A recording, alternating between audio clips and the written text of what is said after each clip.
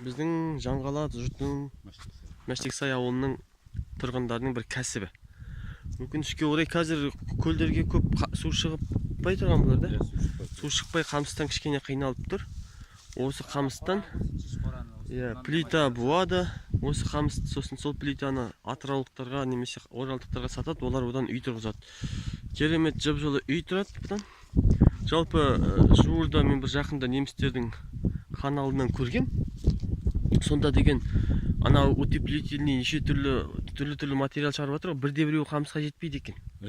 Иә, орыс немістер бір жақта біздер сияқты плиталап тастамайды, олар жаңағыдай екі не тұрғызады да, емкісті қалдырады да, сосын ортасына қамыстарды осындай үлкендікте, 5 сантиметрде үлкендікте шауып қамысты дөңгелектеп. Солай ана үшін толтырады. Сол деген кез келген пенопласттан артық болады екен. Жып-жылы болады да, үй деген, эко үй деген. Эко үй. Енді сіздер қалай буасыздар осыны? Бір күнге қанша шығарасыздар? Қаншадан, шамамен қаншадан сатасыңдар? Балда енді қаржылық құпия болса айтпай қойып отырады. Сол туралы. Қазіргі бағасы 500 теңге. Бір штугы. Күнге 30 қалай солай буласыз? Күнге жайлап істегенде. Жайлап істегенде. Егер қазір осыдан басқа жұмыс 60 қамыс, 70 қамыс кәмі. Жалғыз өзіңіз? Екі кісі істеген. Қазір кім істеп жатсыздар? Қазір бастаймыз ғой енді. Сайлау бар. Сайлауын алады. Мынандай ағаштан жасап аламыз. Бұған да тиімбер де қажет жоқ. Қысқа ағаштан жасалынады бұған. Сосын артық шеге де кетпейді. Артық материал да кетпейді. Ана стройкадан қалған материалдардан осындай ағаштан станок жасап аласыз. Бұның бәрі бұтқа лақтырып тастайды, жағып жібереді. Керексіз қалған материалдардан осындай ағаштан станок жасап аласыз. Сосын осы бүткіл қамыс буамыз. Кейде 3000 қамысқа дейін буамыз бір жылда. Бір сезонында. Қазіргі бағасы мысалы 500 теңгеден, пожалуйста, 10 қамысың 5000. Иә. Жаңа 1000 қамысың? 1000 қамысың 500. 1000 қамысың миллион жарым? Иә, пожалуйста. Миллион жарымды мұған. Бұған су тиісін, қар жаусын, дым тетпейді, кебет, қайттан буа бересің. Иә. Өзің қаржыландырып тұрады. Өзін ақшасын жабады бұл. Тіпті 50 теңгеде мені саттық біздер баяғыда. 50 теңгемен сатқанда да өз ақшасын өзі жауып шығады. Артығымен. Бұдан тек пайда болады. Болды. Шығын қазір сым қымбаттауды, саларық қымбаттауды, сол енді аздап алыңқырайды. Бірақ бағасы зор болғасын, бәрі ол жауып тастайды. Сұраныс көп қазір. Сұраныс жақсы. Сұраныс көп. Қазір мысалы 10 000 қамысын болса 10 000 қамысын алып кетеді. Енді неге онда жұрттың бәрі қамыс болмай отыр? Еріншектік бізде өте масқара, ақыл көбейіп кетті қазір. Ақыл деген енді жақсы. Жерге келіп істеп жатқан адам үйретеді. Еріншектер бар ғой, ерінбейтіндер де бар, бірақ олар неге болмай отыр? Әлде қамыс жоқ па? Қамыстан көтеріліп басқа кәсіптер ашып отыр біреулер. Қожалық ашып алды. Сол малмен айналысып кетті біреулер. Малы жоқтар қамыс буып? Иә, қамыс буып әлденіп кетті. Әлденіп кетті. Онда жақсы екен. Әлденіп кетті. Қамыс деген онда 10 қожалық ашып кетті. Өзімен 11-ші қожалық. Ауылдың стартапы болды. 11 қожалық мен білетін.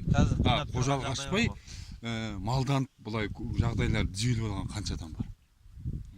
Тіпті мына Мәссайдан Биржадан кетіп қалды бәрі. Қамыс буып па? Табыстау. Көлге су шыққанда бәрі шауып кетті. Ол көлге су шығармады қазір. Екі көлге су шығармай отыр. Соны айқайымен әлі жүрік те. Оған қандай су керек, қандай мөлшерде су керек? Мысалы екі көлге су толса, бір жағынан құрақ шығады. Иә. Құрақ шығады. Оны құрақты малға бересің.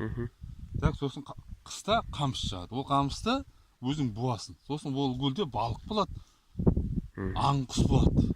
Сосын бұл елді тоқтатады. Қарақысқа дейін мысалы мал жайлады іргесіне. Ішіне жайлатындар бар ғой. Ішіне жайлады. Сондай ана жаңа Ақсуатқа айтты. Судан қысылып отыр. Мысалы мына көл Павыл көлі. Соған су шықса, Қазырамаға да, Мәссайға да бәріне де жетеді. Оған суды көктемде шығарып алады ғой да? Көктемде шығарып алады. Жаз бойы тұру керек пе әлде? Әлде жазда жаз бойы су болған жақсы. Бір толы болса, сосын мына қысқы қар, жаңбырмен ол кетпейді. Сосын дополнительный көктемгі сумен келіп тұрса, ол ортаймайды. Бұрын ол көлде Аққулы көл деп жүреді, Ақсуатты айттыңыздар ғой да? Иә, Ақсуатты айтты. Мына жаңа Павыл көл дейді. Су постоянно болатын еді ғой бұрын? Үзілмейтін еді ғой. Қазір су дейтін бір жыл келеді, 4-5 жыл келмей қалады. Иә, бірақ. Содан кейін уже. Ана Бірақ қазір өзеннің деңгейі жақсы емес па да? жақсы. Бір қазір түсіп жатыр. Түсіп баратыр. Мысалы ана Ақтөбе көпірін салынды ғой. Иә, Мысалы иә. су салынды. Иә. Жазда қыста мә көктемде су шығып жатыр. Бірақ ат жетпей қалды да. Мгм. Біреулер бұзамыз деді, анда жібереміз, мында жібереміз. Ол жіберетін ештеңесі жоқ. Казармаға су жетпей жатыр дейді. Ол казарманың ар жақ бетін казарма пайдаланады, бер жақ бетін Мәстісайдың қалып пайдаланады. Екеуіне де жетеді бірақ. Иә. Әр тартта бер тәрт деп айнағанда ол суда жоқ, анда да жоқ, мында жоқ. Неге ұйымшылдық көрсете алмай тұр екен екі ауылдың жігіттері? Кәсіп болатын болса, ана көпірді бұзып тастайды, сосын ары қарай ол сарнап отырып хоккейге асып кетеді, бар құмға сіңіп кетеді. Ана- Осы су бәріне жетіп тұрса, Аха. осы елге бәріне де жетеді да. а мына жыңғылдарды неге? Сода шарбақ жасаймыз. Шарбақ сен деп әкеліп тұрсың. Шарбақ жасаймыз. Қорсақ. Шарбақ бір жағына қамысты қорсаймыз. Иә. Қамысты қоршағаннан ана бәле мыңға 10 мыңдап, бәле мыңға 50-60 мың ақша жойып тор сатып алғаннан Иә. гөрі мына Мынау қамыс просто мал сүйкеніп қамысты бүлдірмеу үшін сыртын жыңғылмен істеп қойып жүрсің. олай да істейсің, сосын жыңғылдан шарбақ жасайсың. Жыңғылдың өзінен де? Иә. Тек өзінен. Тек өзіне шарбақ жасайсың. Мал шығып келіп мысалы бұзаулыққа мына жерде жауып тастаймыз. Аха. Сосын оған енді жыңғылды өзің көміп тастайсың болды. Арасына белдеу салып өзін пайдаланасың болды. Сонда мал шығып кетпейді. Мынаған сүйкенбейтін де болады да, мынау. Бұған көп сүйкем жарымайды. Мына жыңғылдың Күнгенде де енді. Анандай қалып байлайсың, үш жерден байлайсың. Буда қалып. Аналар сөйтіп байлап жатқанбыз ғой баста. Байлайым деген кісі кетіп қалды. Сосын анан бүйтіп көме бересің де, бір белдеуін тартып қыстайсың болды. Әрбір жерден сойып. бұл сонда ық бола ма екен?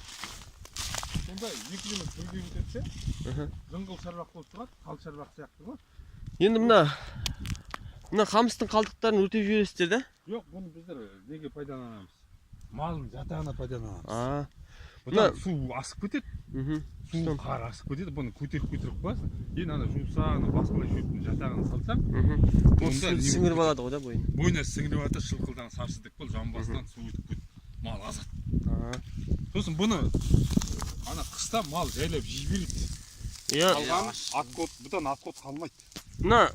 мынадай бар, мыналарды жейді ғой енді. Оны жейді. Мынау құнарлы. Кейбір малдар не жейді? Бір жағының қаздары плитаны жеп қойған, қамыс плитаны. Мына қамысты бар ғой да? Иә. Қанша екенін білмеймін. Бұны шағында қазір аппараттар бар соған. Мына қамыстарды салады ішіне. Ана екінші жағынан жентектеп, жем сияқты етіп. Онда түгіл жеп қойды. Онда деген дым қалмайды онда. Мынадан атқот қалмайды. Шөптен дым қалмайды онда. Ана Мынадан атқот қалмайды. сояу қалады ғой бізде. Мына.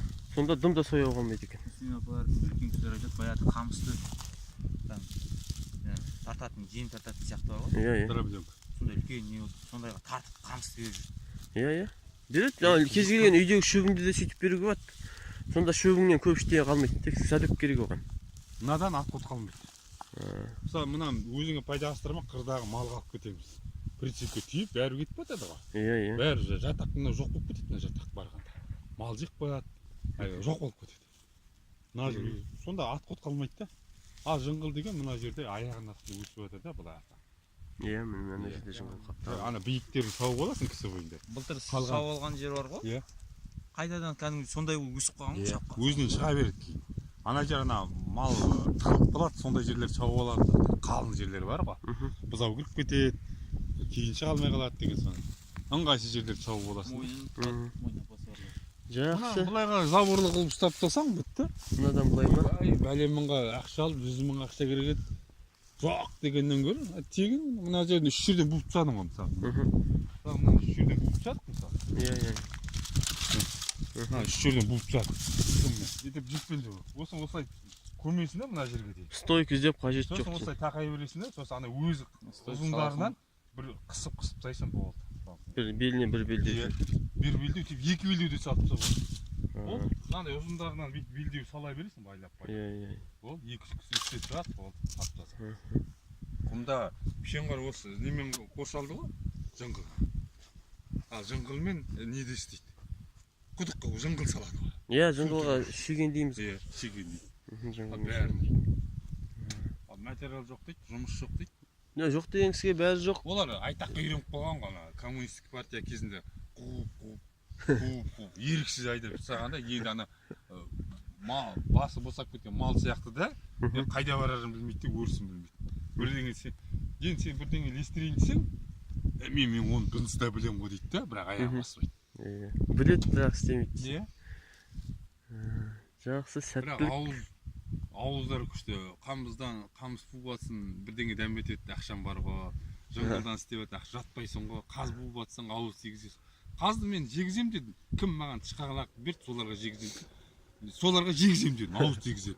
Өйтейін десем, тышқақ берген кісі жоқ. Жүрді, бір-екі шай ішіп алайық. Жақсы.